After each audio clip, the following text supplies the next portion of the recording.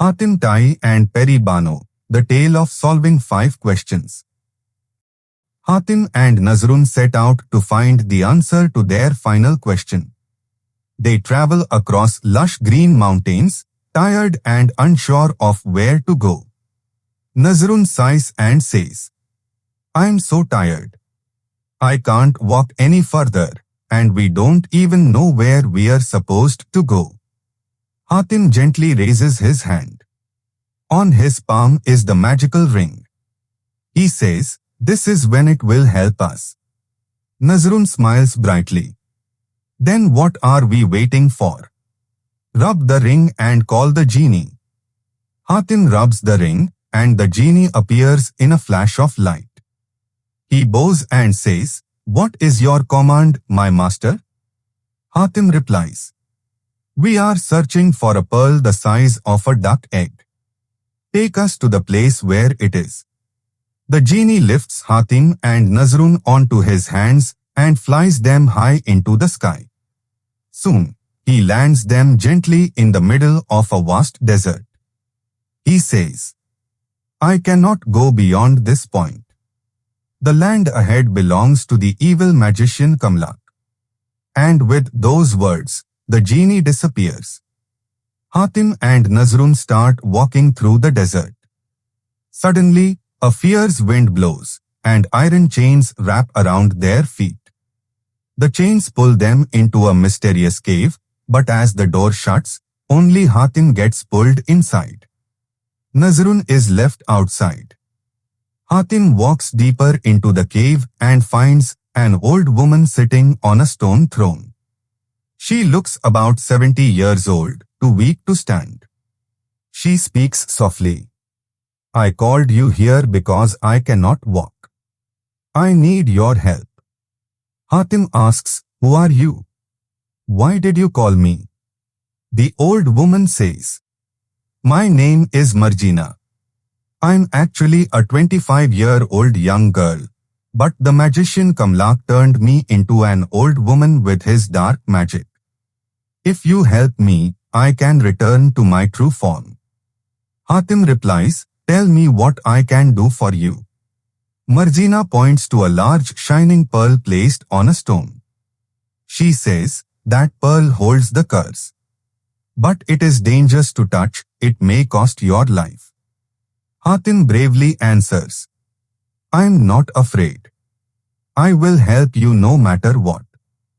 As Hatim takes a step toward the pearl, Kamlak the magician suddenly appears, laughing. Marjina cries out, "Hatim! That is Kamlak, the evil magician." Hatim shouts, "You heartless wizard! Don't you fear God? How dare you harm his creation? Set Marjina free." Kamlak snarls, "She refused to marry me. If she can't be mine, she will belong to no one. And now, you will never leave here alive." Kamlak raises his magic staff, which has a snake on top. A red light bursts out from the staff, but it has no effect on Hatim because he wears a locket with Allah's name. Hatim kisses the locket and says, "You can never defeat me, Kamlak. Only Allah gives life and takes it away." Hatim jumps and reaches the pearl. Before Kamlak can attack again, Marjina shouts, "Hatim, break the pearl now." Hatim slams the pearl onto the stone and it shatters. Kamlak screams in pain and vanishes forever. As the magic breaks, a bright light glows from Marjina and in moments, she turns into a beautiful princess with long golden hair, blue eyes, and fair skin. She thanks Hatim with deep gratitude.